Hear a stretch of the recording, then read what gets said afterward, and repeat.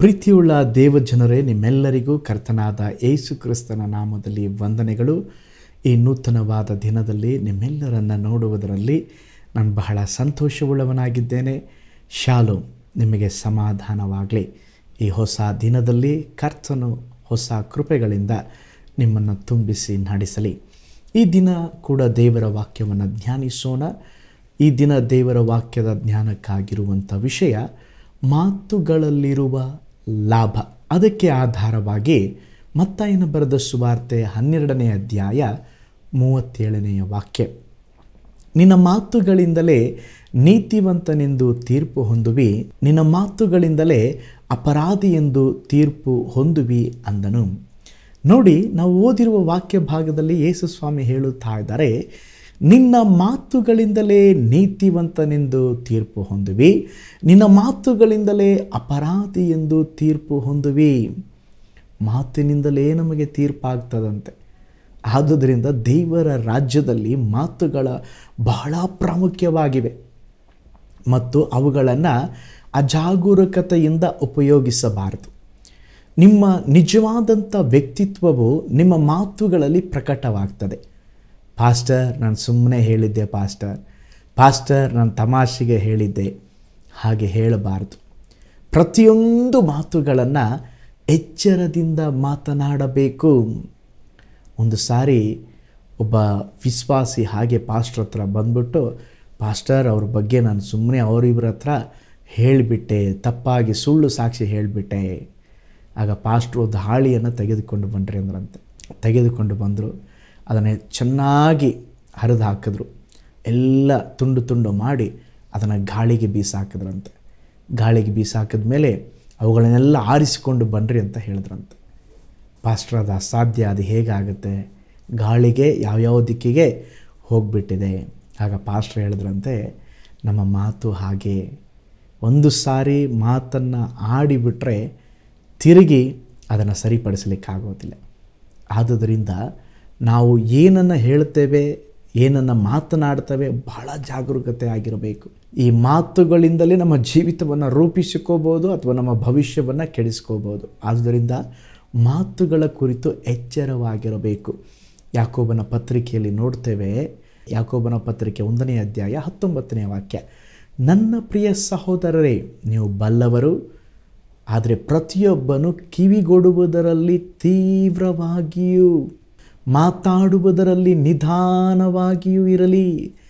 ನೋಡಿ, ಆ ವಾಕ್ಯದಲ್ಲಿ ನಾವು ನೋಡ್ತೇವೆ, ಕಿವಿಗೊಡುವುದರಲ್ಲಿ ತೀವ್ರವಾಗಿ ಅಂದರೆ ಸ್ವಲ್ಪ ಸ್ಪೀಡಾಗಿ.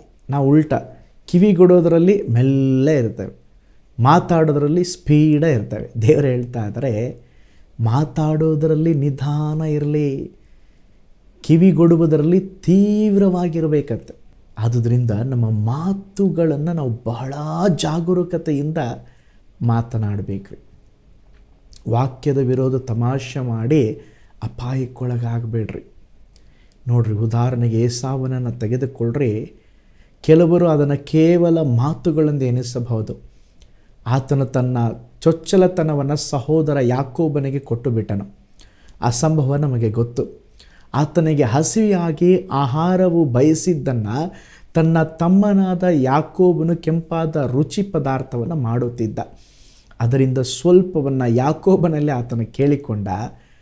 ಅವರ ಮುಂದಿನ ಸಂಭಾಷಣೆಯನ್ನು ಆ ವಾಕ್ಯ ಭಾಗದಲ್ಲಿ ನಾವು ನೋಡುವಾಗ ಅವನು ಹೇಳ್ತಾ ಇದ್ದಾನೆ, ನಾನು ಬಹು ದಣಿದು ಬಂದಿದ್ದೇನೆ, ಆ ಕೆಂಪಾದ ರುಚಿ ಪದಾರ್ಥವನ್ನು ಈಗಲೇ ತಿನ್ನುವುದಕ್ಕೆ ಕೊಡಪ್ಪ ಎಂದು ಹೇಳಿದನು.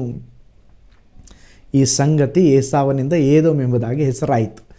ಯಾಕೋಬನವನಿಗೆ, ನೀನು ಮೊದಲು ನಿನ್ನ ಚೊಚ್ಚಲದ ಹಕ್ಕನ್ನು ನನಗೆ ಮಾರಿಬಿಡು ಅನ್ನಲು ಏಸಾವನ ಅವಾಗ ಹೇಳ್ತಾ ಇದ್ದಾನೆ, ಅವನು ನನ್ನಂಥ ಸಾಯುವವನಿಗೆ ಚೊಚ್ಚಲತನದಿಂದ ಪ್ರಯೋಜನವೇನು?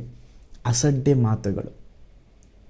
ಅಯ್ಯೋ, ನಾನು ಏನೋ ಇದನ್ನು ಬಿಡಪ್ಪ, ಸುಮ್ಮನೆ ಯಾಕೋ ಜೀವಿಸ್ತಾ ಇದ್ದಾನೆ. ಅವನು ಹೇಳ್ತಾ ಇದ್ದಾನೆ, ನನ್ನಂಥ ಸಾಯುವವನಿಗೆ ಚೊಚ್ಚಲತನದಿಂದ ಪ್ರಯೋಜನವೇನು? ಯಾಕೋಬನು ಹೇಳ್ತಾ ಇದ್ದಾನೆ, ಮೊದಲು ಪ್ರಮಾಣ ಮಾಡು. ಏಸಾವನು ಪ್ರಮಾಣ ಮಾಡಿ ಅವನಿಗೆ ತನ್ನ ಚೊಚ್ಚಲತನದ ಹಕ್ಕನ್ನು ಕೊಟ್ಟು ಬಿಟ್ಟನು. ಇದು ಬಹಳ ನಿಜವಾಗಿ ಕರುಣಾಜನಕವಾಗಿದೆ ನೋಡ್ರಿ. ಇದರ ಪರಿಣಾಮವಾಗಿ ಈಸಾಕನು ತನ್ನ ಆಶೀರ್ವಾದವನ್ನು ತನ್ನ ಹಿರಿಮಗನಿಗೆ ವರ್ಗಾಯಿಸುವಾಗ ಏಸಾವನಿಗೆ ಕೊಡುವ ಬದಲು ತಪ್ಪಿ ಯಾಕೋಬನಿಗೆ ಕೊಟ್ಟನು. ಆದರೆ ಅದು ಹಾಗೆ ಆಗಬೇಕಾಗಿತ್ತು. ಏಕೆಂದರೆ ಅಸಡ್ಡ ಮಾತಿನಿಂದ ಹೇಳಿದನು, ನನ್ನಂಥವನಿಗೆ ಯಾಕೆ ಚೊಚ್ಚಲ ಹಕ್ಕು, ಯಾಕೆ ನನಗೆ ಪ್ರಥಮ ಫಲದ ಆಶೀರ್ವಾದ. ಅವನು ಯಾಕೋಬನಿಗೆ ಅಸಡ್ಡೆಯ ಮಾತಿನಿಂದಲೇ ಕೊಟ್ಟುಬಿಟ್ಟಿದನು. ಏಸಾವ ತಾನು ಏನು ಹೇಳಿದನೋ ಅದನ್ನು ಸರಿಯಾಗಿ ತಿಳಿಯದೆ ಮಾತನಾಡಿದ್ದಾನೆಂಬುದಾಗಿ ಕಾಣುವುದಾದರೂ ಅಷ್ಟರಲ್ಲಿ ಬಹಳವಾಗಿ ತಡವಾಗಿ ಹೋಗಿತ್ತು. ಅವನು ಏನು ಹೇಳಿದ್ನೋ ಅದೇ ಥರ ಅವನ ಆಶೀರ್ವಾದ ಅವನಿಂದ ಬಿಟ್ಟು ಹೋಗಿಬಿಡ್ತು. ಕೊನೆಯದಾಗಿ ಕಣ್ಣೀರಿನೊಂದಿಗೆ ಬೇಡ್ತದೇನಪ್ಪ, ಇನ್ನೇನಾದರೂ ಒಂದು ಆಶೀರ್ವಾದ ಇದ್ದರೆ ನನಗೆ ಕೊಡಪ್ಪ. ಇಲ್ಲಪ್ಪ, ಎಲ್ಲ ಆಶೀರ್ವಾದ ಯಾಕೊಬ್ಬನೇ ತೊಗೊಂಡು ಹೋಗಿಬಿಟ್ಟಿದ್ದಾನೆ. ನೋಡ್ರಿ, ನಮ್ಮ ಜೀವನದಲ್ಲಿ ಆಡುವಂಥ ಮಾತುಗಳು, ನಿಮ್ಮ ಮಾತುಗಳು ನಿಮ್ಮನ್ನು ಪ್ರತಿನಿಧಿಸುತ್ತವೆ. ಅವುಗಳಿಗೆ ಅರ್ಥವಿದೆ. ಅಜಾಗರೂಕರಾಗಿ ಮಾತನಾಡಬೇಡ್ರಿ. ನನಗದರ ಅರ್ಥ ತಿಳಿದಿರಲಿಲ್ಲ ಎಂದು ಹೇಳಬೇಡ್ರಿ. ಸತ್ಯವನ್ನು ಮಾತನಾಡ್ರಿ. ಬೈಬಲ್ ಹೇಳ್ತದೆ, ನೀತಿವಂತನ ಹೃದಯ ವಿವೇಚಿಸಿ ಉತ್ತರ ಕೊಡ್ತದಂತೆ. ಜ್ಞಾನೋಕ್ತಿಗಳು 15:28 ನೋಡ್ರಿ. ಆತ್ಮಿಕ ಸಂಗತಿಗಳಿಗಾಗಿ ಮಾನ್ಯನೆ ಕೊಡದೆ ಮಾತುಗಳಿಂದ ತನ್ನ ಚೊಚ್ಚಲತನವನ್ನು ಹೀನೈಸಿದ ಏಸಾವನ ಹಾಗೆ ಆಗಬೇಡ್ರಿ. ನಿಮ್ಮ ಮಾತುಗಳ ಮೇಲೆ ನಿಗಾ ಇರಲಿ.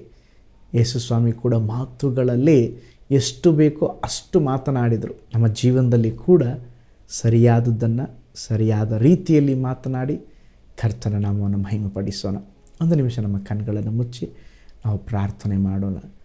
ಮಾತುಗಳನ್ನು ಹೇಗೆ ಉಪಯೋಗಿಸಬೇಕು, ಸುಮ್ಮನೆ ಮಾತುಗಳನ್ನು ಆಡಬಾರ್ದೆಂಬುದಾಗಿ ಈ ದಿನದ ನಾವು ಧ್ಯಾನಿಸುವ ವಿಷಯದಲ್ಲಿ ಕಲಿತುಕೊಂಡಿದ್ದೇವೆ. ದೇವರೇ, ನನಗೆ ಸಹಾಯ ಮಾಡ್ರಪ್ಪ.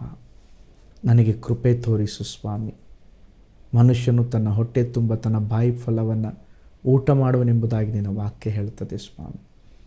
ದೇವರೇ, ನಮ್ಮ ಜೀವನದಲ್ಲಿ ಬಾಯಿಗೆ ಬಂದದೆಲ್ಲ ಮಾತನಾಡದೆ ನಿಮ್ಮ ನಾಮವನ್ನು ಘನಪಡಿಸುವ, ನಿಮ್ಮ ಚಿತ್ತವನ್ನು ಮಾಡುವಂಥ ಮಾತುಗಳನ್ನು ಆಡಲಿಕ್ಕೆ ಕೃಪೆ ಕೊಡ್ರಿ.